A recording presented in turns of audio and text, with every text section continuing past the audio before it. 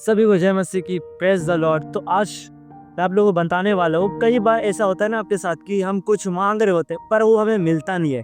कई बार हम दुआ कर रहे होते हैं परमेश्वर से, लेकिन वो हमें मिलता नहीं है। हम उस प्रार्थना को महीने भर कर रहे होते हैं, साल भर कर रहे होते हैं, लेकिन हमें वो मिलता नहीं है। ऐसा हमारे साथ क्यों होता है? हम लोग उस चीज़ों के लिए फास्टिंग तक कर चुके हैं, हम लोग उपवास तक कर रखते हैं, लेकिन वो हमें मिलता नहीं है। ऐसा हमारे साथ क्यों होता है? और हम ऐसा क्या करें जो परमेश्वर हमारी सुन ले? हालेलुया। हम बीमार हैं, अब हम दुआ कर रहे हैं, अब परमेश्वर ठीक नहीं कर रहा है। परमेश्वर कभी कभी ऐसा होता है कि हम लोग जानबूझ के क्या ठीक नहीं करता है। कई बार हमें वो जानबूझ के ठीक नहीं करता है, तो हम कैसे ठीक हो सकते हैं? तो मैं एक प्रकाशन बताने वाला हूँ कि एक लंगड़ा व्यक्ति था और वो धीरे धीरे कहाँ पे जा रहा होता है। एक सड़क है, अब वो लंगड़ा व्यक्ति उस खाई की ओर जा रहा है लंगड़ा लंगड़ा के। लेकिन वो व्यक्ति दुआ क्या कर रहा है कि प्रभु मेरे टांग को, जो एक टांग नहीं है, मेरा दूसरा टांग दिया जाए। जो मैं लंगड़ा व्यक्ति हूँ वो मेरे पैर दोनों आ जाए करके हम उसको पैर चंगा कर दें। परमेश्वर से क्या कह रहा था कि प्रभु मुझको चंगा कर दे, मुझको चंगा कर दे। रो रो के वो चंगा ही मांग रहा है। तो परमेश्वर ने दया करी और क्या उसको चंगा कर दिया परमेश्वर उसको।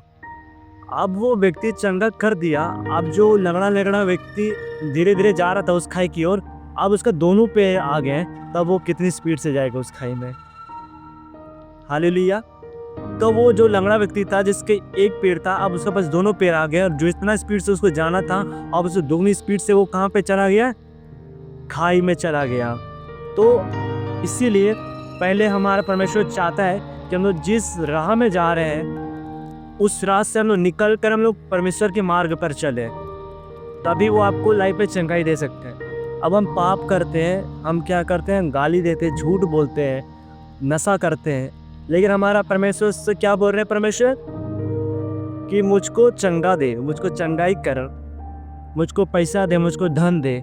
तो हम वो कभी नहीं दे सकता, क्योंकि हम परमेश्वर में बने रहे। लोग एक वचन पढ़ते हैं। अब उदाहरण सहित बताना चाहता हूँ, ये जो सिक्का है, ये जो सिक्का आप लोग देख रहे होगे, इसका दो साइड चिन्ह रहता है। अब ये सिक्का अगर एक साइड इसको मिटा दिया जाए और मैं कहीं पे दुकान के पास जाऊं तो वो हमें देगा सामान? बिल्कुल नहीं देगा। सामान लेने के लिए इसे दोनों साइड रहना चाहिए। अब हमें एक साइड पता है कि वचन कहते कि मांगोगे तो दिया जाएगा, लेकिन this is not that truth. यह में बिल्कुल गलत है। मांगोगे तो दिया नहीं जाएगा, मांगोगे तब दिया जाएगा जब आप उसमें बने हुए हो। मत्ती 7 का 7 में लिखा हुआ, मांगोगे तो दिया जाएगा, ढूंढोगे तो पाओगे, खटखटाओ तो तुम्हारे लिए खोला जाएगा। हालेलुया। सब चीजें होंगी, लेकिन हमें दोनों साइड देखना है। यूहन्ना 15 के 7 में कहता है, यदि तुम मुझ में बने रहो तो जो मांगो वो मैं तुम्हें दूंगा।